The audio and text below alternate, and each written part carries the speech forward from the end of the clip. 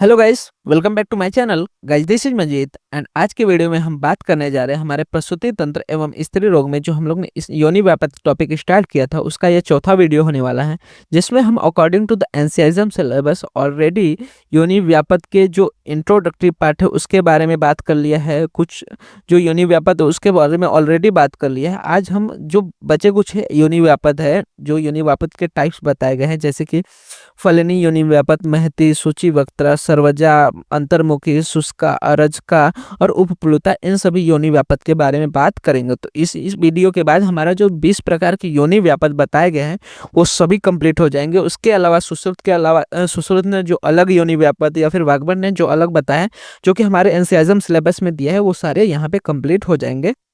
तो चलिए स्टार्ट करते हैं। सबसे पहले हम लोग बात करेंगे आज के वीडियो में फलनी योनि व्यापक के बारे में। तो फलनी योनि व्यापक में क्या बोला गया है कि अतिकाय गृहीतया अस्य रुणा फलिनी भवेत पंच असाध्या भवंतीम योनिया सर्वदोषजा। मतलब क्या बोला गया है कि आचार्य सुश्रुत ने श्लोक में ही क्या बोल दिया गया कि जो फलिनी योनि व्यापक है वो कैसा है, सर्वदोषजा, मतलब कि सन्निपातज योनि व्यापक है।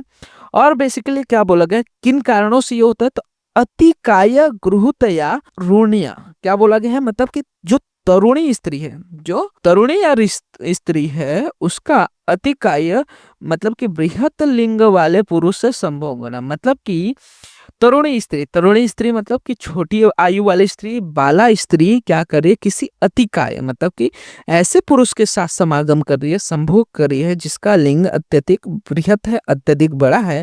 तो ऐसे कंडीशन में जो उसको व्यापक होते हैं योनि से रिलेटेड, उसको हम लोग कहते हैं फलिनी योनि व्यापक। क्लियर? तो मतलब क्या बोला गया है कि ये तो सुश्रुत ने बोला है कि ये सन्निपातज योनि व्यापक है जिसमें अगर तरुणी स्त्री अतिकाय बृहत लिंग वाले पुरुष से संभोग कर रही है, ये इसका निदान हो गया। इसमें लक्षण क्या मिलते हैं बेसिकली, तो बोला गया है कि टीकाकार डल्हन के अनुसार अफलिनी या फिर अप्रजा या फिर संतान रहित होना। ठीक है, मतलब कि इसमें क्या होता है कि जो स्त्री होती है उसको संतान की प्राप्ति नहीं होती। इस स्त्री में सभी दोषों के लक्षण देखने को मिलते हैं और इसको हम लोग किससे कंपेयर कर सकते हैं, विद द सिस्टोसेल और द रेक्टोसेल। क्यों? क्योंकि इसमें क्या होता है बेसिकली कि जो स्त्री है अगर वो अतिकाय लिंग वाले, क्योंकि उसकी योनि क्या होगी, छोटी होगी, समुचित योनि होगी, ऐसे में वो जब बृहत लिंग वाले पुरुष के साथ संभोग करती है तो ऐसे में क्या होता है कि उसके पेल्विक फ्लोर की जो मसल्स होती है उसमें डिस्टर्बेंस देखने को मिलता है। अगर वो एनल सेक्स कर रही है तो वहाँ पे रेक्टोसेल जैसी कंडीशन आ सकती है, या फिर वहाँ पे मसल वीकनेस के कारण, अदर थिंग्स के कारण पैथोलॉजिकल कंडीशन होके वहाँ पे सिस्टोसील, ये सारी चीजें देखने को मिल सकती हैं। तो इसको हम लोग ने किससे कंपेयर कर दिया, सिस्टोसील और रेक्टोसील के साथ। वहीं पे नेक्स्ट चीज हम लोग इसमें बात करने वाले हैं इस वीडियो में, दैट इज द महायोनि और द महती योनि। तो महायोनि और महती योनि के बारे में जब हम बात करते हैं तो इसमें बोला गया है विवृता अति महायोनि ही चतुस्तोपचर्या से सर्वलिंगो। तो यहाँ पे फिर से जब सुश्रुत की बात करते हैं हम लोग तो इन्होंने यहाँ पे फिर से बोला सर्वलिंगो, मतलब कि इन्होंने तीनों दोष का सम्मिलन इसमें महायोनि व्यापक में बताया गया है या फिर महती योनि में बताया गया है। वहीं पे जब चरक की हम लोग बात करते हैं तो चरक ने क्या बोला कि विषम दुखम सय्यायाम मैथुनाथ कुपितो अनिल, मतलब कि विषम या फिर दुखकारी सैया में सोते हुए मैथुन क्रिया कर रहे, तो ऐसे में बढ़ा हुआ वायु, कुपित हुआ वायु गर्भाशयस्य योन्यास्य मुखम विष्टम भयेत स्त्री, ये क्या करता है, गर्भाशय के या फिर योनि के मुख पे आकर विष्टम्भ उत्पन्न करते हुए असंवृत्त मुखी अर्थी रुक्ष फेन अस्त्रवाहिनी क्या करता है, मुख के इधर किसी एक रचना को ला देता है और वहां पे रुक्ष फेन क्या करता है, स्राव का उत्पत्ति करते हैं। मासोत्सन्ना महायोनि पर्व वक्षण शूलिनी, इसमें क्या होता है कि मांस का उत्सन्नता होता है, मसल जो मसल होती है, मांस होता है उसका उच्छेद देखने को मिलता है। और इसमें पर्व वक्षण आदि में क्या देखने को मिलेगा, शूल देखने को मिलता है। तो पहली चीज क्या है कि दोष, तो दोष में बेसिकली चरक ने बोला है वाद दोष इन्वॉल्व है, सुश्रुत ने बोला तीनों दोष, और वाग्भट ने बोला है कि वाद दोष का इन्वॉल्वमेंट यहाँ देखने को मिलता है। लक्ष्य इसमें निदान हम लोग ने देख ही लिया कि विषम दुख सैया मैथुनाथ, मतलब कि विषम एवं दुखकारी शैया पर मैथुन करने से प्रकोपित हुई वायु क्या होता है, इसका कारण होती है। इसमें लक्षण क्या मिलेगा कि गर्भाशय मतलब कि योनि के दोनों के मुख का अविष्टंभित अथवा स्तंभ के कारण विस्तारित होना। मतलब क्या होता है कि जो योनि मुख होता है वो विस्तारित हो जाता है, उसका जो आकार होता है बढ़ जाता है। योनि का मुख असंवृत या फिर अति विवृत मतलब कि फैला हुआ हो जाता है। वेदना के साथ रुक्ष तथा फेन से युक्त आर्तव स्राव देखने को मिलेगा। यहाँ पे मेन चीज ये है कि यहाँ पे क्या होता है, मांस के सदृश उभार से युक्त योनि देखने को मिलते हैं। मतलब यहाँ पे क्या लगता है कि जो योनि है उसके मुख के यहाँ पे मांस उभरा हुआ देखने को मिलता है, जो कि हम लोग इसको प्रोलैप्स जो होता है यूट्राइन प्रोलैप्स, उससे भी इसको क्या कर सकते हैं, कंपेयर कर सकते हैं। इसमें क्या बोला गया है, नेक्स्ट चीज हम लोग ने देखा था श्लोक में कि पर्व एवं मोक्षण में शूल देखने को मिलता है। योनि नीचे की ओर खिसकी हुई होती है। देखो सेम चीज आ गया कि इसमें क्या होता है, योनि अर्थात कि जो यूट्रस होता है वो क्या होते हैं, नीचे की तरफ आ जाते हैं, जिसको हम लोग प्रोलैप्स कहते हैं। इसमें अत्यधिक वेदना देखने को मिलेगी और सुश्रुत के अनुसार सभी दोषों की इसमें लक्षण देखने को मिलते हैं। और इसको हम लोग कंपेयर करते हैं 3rd डिग्री यूट्राइन प्रोलैप्स के साथ। चिकित्सा, अब इसमें बेसिकली क्या चिकित्सा कर सकते हैं, तो हम लोग ने उदावर्तनी में क्या देखा था कि योनि ऊपर की तरफ चली जाती है। सेम यहाँ पे क्या हो रहा है कि इसमें क्या हो रहा है कि योनि नीचे की तरफ आ जा रही है। तो इस दोनों में क्या है, मेन किसकी वजह से ये हो रहा है, वात की वजह से। तो उदावर्तनी के समान ही चिकित्सा इसमें बोला गया है। तो बोला गया वसा रुक्ष वहार अणाम, मतलब कि वसा किसका, रुक्ष का मतलब भालू का या फिर वराह का, उसको घृतम च मधुरम सित मतलब घृत और मधुर के साथ उसका क्वाथ करने का, और उसको क्या करने का, पूरे इत्वा महायोनि उसको क्या करने का, योनि में भर के उसको बांध कर रखने का। तो बोला गया मधु द्रव्यों से सिद्ध वृक्ष कुल कुट वराह की वसा अथवा गोघृत से योनि का पूरण करके कपड़े से बांधने से जो हमारा कौन सा योनि व्यापत है, दैट इज द महायोनि व्यापत है, महती योनि व्यापत है, उसका नाश होता है। इसके बाद नेक्स्ट आता है दैट इज द सूचीमुखी या फिर सूची वक्त्रा योनि व्यापत। नाम से ही पता चल रहा है कि जो योनि का मुख होता है वो सूची के आकार का, सूची मतलब सुई, दैट इज निडल होता है, तो वैसा छोटे आकार का हो जाता है, तो उसको बोलते हैं सूचीमुखी या फिर सूची वक्त्रा योनि व्यापत। तो इसमें क्या बोला गया है कि गर्भाशयास्था स्त्रियाम रोच्य आद्वा योनिम प्रदूषयन मातृ दोषाद अणु द्वारा, क्या बोला गया है, मातृ दोषाद अणु द्वारा। अणु का मतलब क्या होता है, छोटा, द्वारा का मतलब मुख।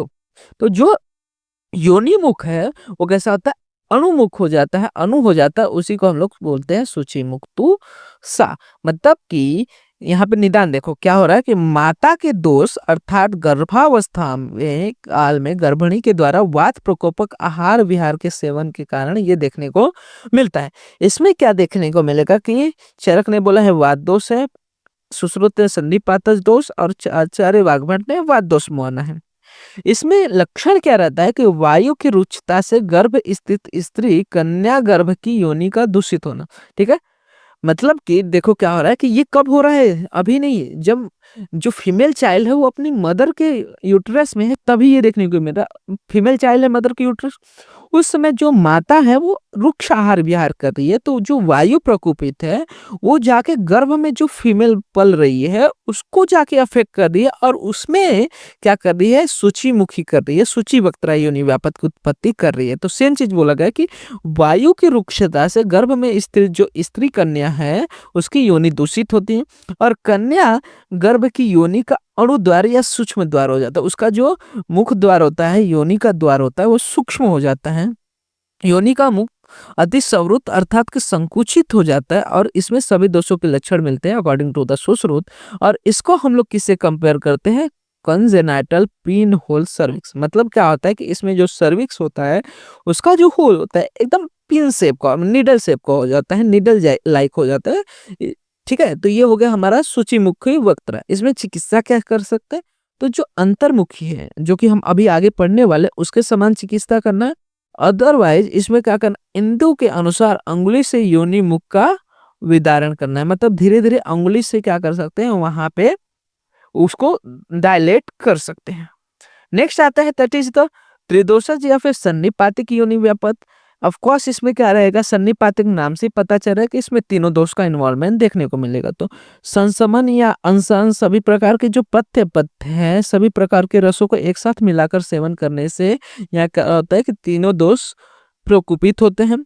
तो क्या बोला गया है, समसन्निवात रसायन सर्वदूषिता त्रयोमलः, तीनों दोष क्या होते हैं, प्रकोपित होते हैं।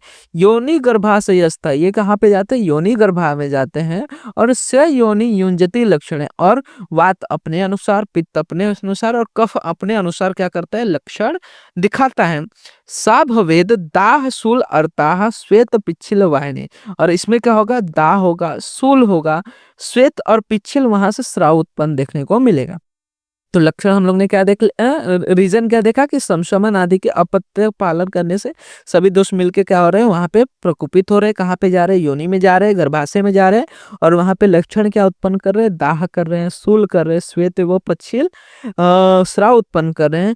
और वहीं पर चक्रपाणी ने इसे सन्निपातक प्रदर का रूप दिया है। जैसे वहां पे वातिक को वातिक प्रदर बोल दिया है, पित्तज को पित्त प्रदर और कफस को कफस प्रदर बोल दिया है। उसी तरह सन्निपातक जो है योनि व्यापक, उसको सन्निपातिक जो प्रदर हो उसके अनुरूप बताया है यहाँ। और जब इसको मॉडर्न से कोरिलेट करते तो इसमें बोला गया कि it is the infection of the reproductive organs. चिकित्सा की बात करते तो सन्निपात योनि रोग में हम लोग क्या करेंगे, सभी दोषों के लिए जो चिकित्सा बताई गई है साधारित वर्णित चिकित्सा है, जैसे कि पित्त के लिए शीत चिकित्सा, फिर कफ के लिए उष्ण रुक्ष चिकित्सा, और वात के लिए भी उष्ण और स्निग्ध चिकित्सा। तो सभी दोषों के अनुसार जो दोष बढ़ा हुआ रहेगा पहले उसको कम करते हुए क्या करेंगे, साधारण क्रिया हमें यहाँ पे करनी चाहिए। और इसमें योनि पिच्चू में बताया गया है कि दशांगी एवं श्रीमदा के क्वाथ का पिच्चू धारण कर सकते हैं। तो ये इंपॉर्टेंट है, ये पूछ सकता है कि दशांगी और श्रीमदा के क्वाथ का पिच्चू धारण करने को किस योनि व्यापक में बोला गया है, तो सन्निपातिक योनि व्यापक में बोला गया है। अभी हम लोग ने जो सूची वक्तरा बोला देखा था, उसमें क्या बोला था कि हमें अंतर्मुखी के समान चिकित्सा करनी है। तो अभी हम लोग अंतर्मुखी के बारे में बात करने जा रहे हैं। तो बोला गया है अंतर्मुखी में क्या बताया गया है कि आचार्य चरक कहते हैं कि ये वात दोष के कारण है, और आचार्य वाग्भट भी कहते हैं कि ये वात दोष के कारण है। सुश्रुत में अंतर्मुखी योनि व्यापक का उल्लेख नहीं मिलता। तो क्या बोला गया है, व्यायाम अति तृप्तया भजन्त्य श्रवण पीड़िता, मतलब क्या हो रहा है कि अति तृप्त, मतलब कि जो स्त्री बेवाई करके, कब बेवाई कर रही है, भजन्त्य अति तृप्तया, ठीक है, मतलब कि जो स्त्री पूरे प्रकार से भोजन कर रही है, मतलब एकदम पेट भर के भोजन कर रही है, फिर उसके बाद विषम अंग में शयन कर मैथुन का सेवन करने से योनि स्रोतस में स्थित वायु अन्न के द्वारा उत्पीड़ित होके यहाँ पे अंतर्मुखी योनि व्यापक करती है। मतलब हो क्या रहा है एग्जैक्टली कि कोई स्त्री है, वो क्या कर रही है, पहले भोजन कर रही है, भोजन करने के बाद जस्ट तुरंत बिना भोजन के पचे हुए ही वो विषम अवस्था में शयन करते हुए मैथुन क्रिया में लिप्त हो रही है। तो ऐसे में योनिवह स्रोतस या फिर आर्तवह स्रोतस की तुष्टि होकर वहां पे वायु प्रकोपित होकर अंतर्मुखी योनि व्यापक को उत्पन्न करता है। ठीक है, तो इसमें लक्षण क्या मिलेंगे, तो जो अस्थि एवं मांस में वायु है वो बढ़ा हुआ रहेगा, जिसके कारण वहां पे वायु की वेदनाएं देखने को मिलेंगी। योनि के मुख का टेढ़ा होना, योनि का जो मुख है वहां पे कैसा हो जाएगा, टेढ़ा हो जाएगा। जैसे यहाँ पे बोला वक्रयत आननम, मतलब योनिया, योनि का जो वक्र है वो कैसा हो जाएगा, टेढ़ा हो जाएगा, वक्र हो जाएगा। और बोला गया योनि में अत्यधिक वेदना देखने को मिलेगी और मैथुन असहिष्णुता। अभी देखो मैथुन असहिष्णुता हम लोग ने एक और जगह ऑलरेडी योनि व्यापक में देखा था, दैट इज द परिप्लुता। वैसे ही हमें यहाँ पे अंतर्मुखी योनि व्यापक में भी मैथुन असहिष्णुता देखने को मिलता है, जिसको हम लोग डिस्पेरियोनिया कहते हैं। अब इसको हम लोग ने मॉडर्न में किससे कंपेयर किया है, that is the retroverted retroflexed uterus. Basically हमारा जो यूट्रस का जो शेप होता है वो कैसा रहता है, एंटीवर्टेड एंटी फ्लेक्शन रहता है। लेकिन इस कंडीशन में क्या होता है कि जो यूट्रस होता है वो कैसा होता है, रेट्रोवर्टेड रेट्रोफ्लेक्स हो जाता है, जिसके कारण जो मैथुन है वो असहिष्णु होता है, योनि का मुख टेढ़ा हो जाता है, और यहाँ पे बेसिकली बहुत प्रकार की वेदनाएं देखने को मिल सकती है।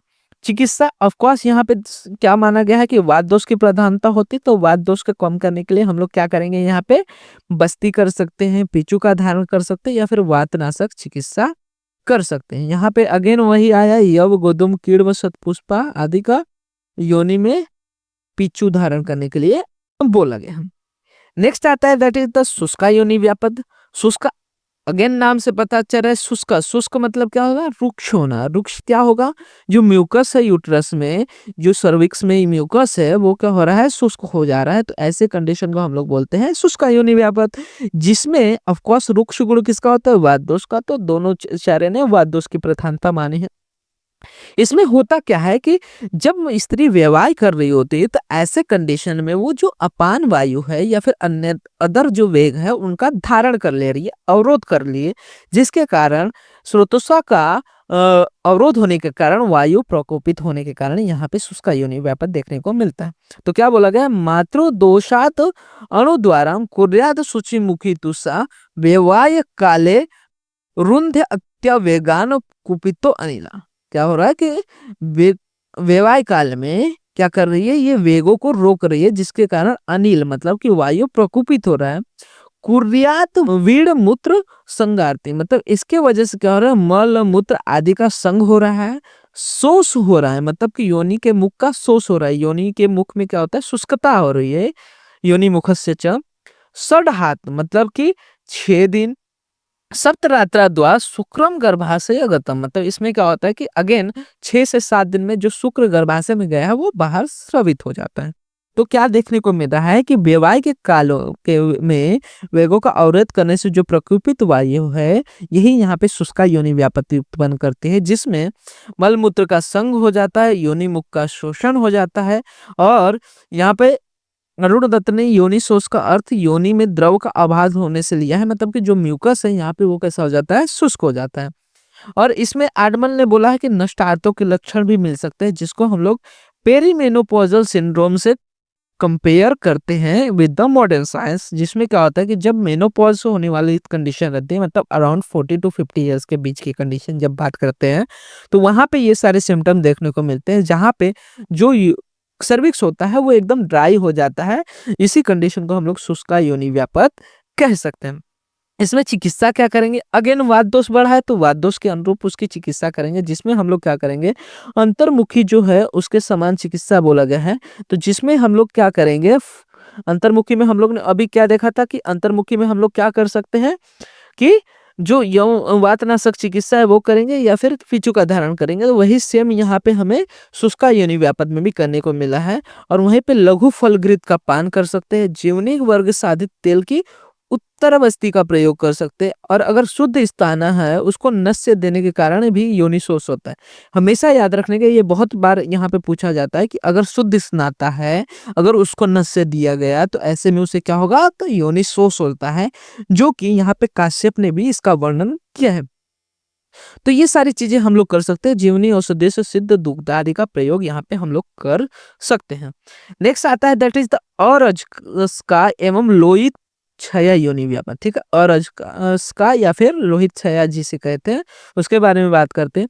अगेन यहाँ पे हम लोग देख सकते हैं कि लोहित रक्त के साथ कंपैरिजन है, और रक्त का आश्रय आश्रय संबंध किसके साथ होता है, पित्त दोष के साथ। तो पित्त दोष जो है यहाँ पे इन्वॉल्व रहता है। इसमें क्या होता है कि योनि गर्भाशय स्तम चेतम पित्तम सदुषेद अश्रुक, मतलब कि योनि के में या फिर गर्भाशय में जो पित्त है वो क्या करता है, रक्त को दूषित करता है। स आरजस का मताम कार्य वैवर्ण जननी भ्रूषम, इसमें क्या होता है कि जो जननी है, जो माता है या फिर जो स्त्री है, उसमें कार्य वैवर्णता होती है, उसका पूरा शरीर काला पड़ जाता है, ठीक है। और इस कंडीशन को हम लोग अरज का योनि व्यापत कहते हैं। तो बेसिकली बोला क्या गया है कि रक्त ने पित्त द्वारा रक्त का दूषित होने को अरज का या फिर आचार्य वागफान ने वात एवं पित्त से रज का क्षय होना लोहित क्षया बताया है। इसमें क्या हो रहा है कि योनि और गर्भाशय में रहने वाला पित्त ये क्या कर रहा है, रक्त का दूषित कर रहा है। और इसमें लक्षण क्या मिलेंगे कि तो इस तरह जो रहते अत्यधिक कृश एवं विवर्ण हो जाती है, ठीक है। यहाँ पे हम लोग ने देखा कार्श्यता आ जाती है और विवर्णता देखने को मिलता है, कृशता रहती है उसके अंदर। चक्रपाणि ने इसमें अनार्तो लक्षण लिखा है। स्त्री को दाह होता है, यहाँ पे पित्त दोष है तो पित्त दोष के अनुरूप यहाँ पे दाह देखने को मिलेगा। और इसको हम लोग कंपेयर करते हैं with the secondary amenorrhoea due to tuberculosis और anaemia due to the excessive menstrual bleeding.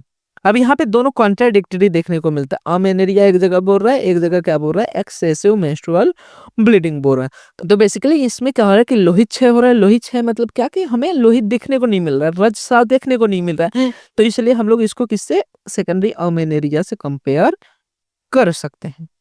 अगला चिकित्सा की बात कर लेते हैं। तो चिकित्सा में बेसिकली बोला गया है कि काश्मीरी कुटच के क्वाद से सिद्ध घृत की उत्तर बस्ती का प्रयोग कर सकते हैं। उसके बाद अत्यधिक रक्तस्राव होने पर मेद, अज़ा, आविर, वराह आदि के रक्त में अम्ल, दधि, मधु, घृत मिलाकर उत्तर बस्ती का प्रयोग कर सकते हैं, जो कि लोही क्षरा में हम लोग ने किया था। तो उसी तरह इसमें भी हम लोग यहाँ पे ये सेम चीज कर सकते हैं। और रक्त अल्पता के कारण और अजका होने पर इस सेम चीज क्या बोला गया है, सिद्ध घृत का पान करने के लिए बोला है। और जीवनी औषधीय गण का सिक्त दुग्ध पान करने के लिए यहाँ पे बताया गया है।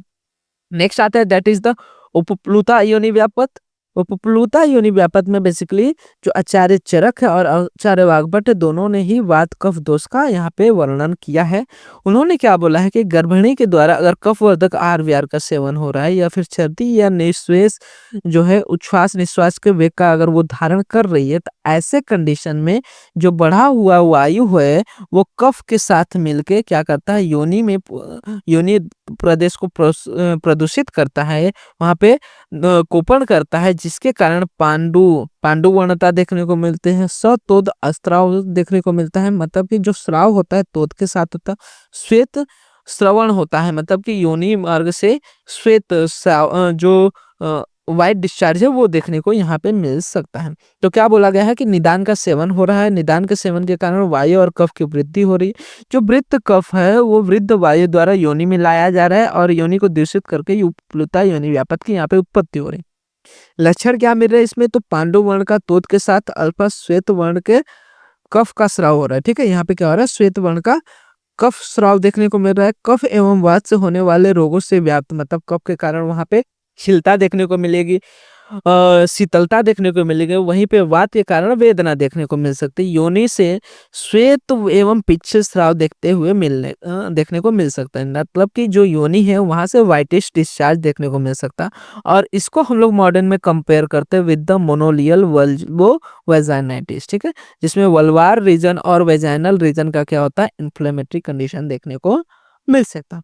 अब इसमें हम लोग चिकित्सा क्या करेंगे, तो ऑफ कोर्स यहाँ पे क्या हो रहा है कि जो कफ है वो दोष बढ़ा हुआ है अलॉन्ग विद द वात। तो इसमें बेसिकली बोला गया कि संतर्पण चिकित्सा करना है, ये इंपॉर्टेंट है। अभी कभी भी कब दोष देखेंगे तो हम लोग क्या सोचेंगे कि वहां पे रुक्ष आदि का प्रयोग करना है, लेकिन यहाँ पे इसके जस्ट अपोजिट बोला गया है कि स्नेहन स्वेदन का क्रमानुसार प्रयोग करके पीचू का प्रयोग करना है। इसके अतिरिक्त धातक आदि तेल से पीचू, कटी, पृष्ठ एवं त्रि प्रदेश में अभ्यंग एवं इसी तेल से अनुवासन बस्ती करना और वातनाशक आहार का प्रयोग करना है। तो ये सारी चीजें हमें देखने को मिलती है विद इन द उपप्लुता योनि व्यापन। तो यहाँ तक हम लोग ने सारे जो योनि व्यापक देखने थे, हमें according to the NCERT syllabus सारे योनि व्यापक के बारे में हम लोग ने according to the NCERT syllabus बात कर लिए। तो यहाँ तक हम लोग ने योनि व्यापक के बारे में बात कर लिया, उसमें योनि व्यापक के जो 20 प्रकार हैं के बारे में बात कर लिया। आगे कुछ जो मॉडर्न टॉपिक्स हम लोग आगे के वीडियोस में बात करेंगे। तो होप आपको यहाँ तक सारी चीजें क्लियर हो गई। इसके रिलेटेड आप कोई भी डाउट रहता तो आप कमेंट सेक्शन में मेंशन कर सकते हैं। फर्दर वीडियोस में मैं ट्राई करूंगा कि उसको और अच्छे से समझा सकूं। साथ ही साथ वीडियो अच्छा लगा तो वीडियो को लाइक एंड शेयर करना मत भूलिएगा, जिससे ज़्यादा से ज़्यादा लोग वीडियो का फायदा ले सके। एंड इसी तरह के और फर्दर वीडियोस इस चैनल पे अपलोड होते रहेंगे, तो चैनल को सब्सक्राइब जरूर कर लीजिएगा। और आप हमारे इंस्टाग्राम एंड टेलीग्राम हैंडल को भी फॉलो कर सकते हैं, जहाँ पे आपको वीडियो से रिलेटेड, नोट से रिलेटेड, साथ ही साथ बीएमएस से रिलेटेड जो भी अपडेट्स रहते हैं प्रोवाइड हो जाते हैं, जिसका लिंक आपको वीडियो के डिस्क्रिप्शन में अवेल हो जाएगा।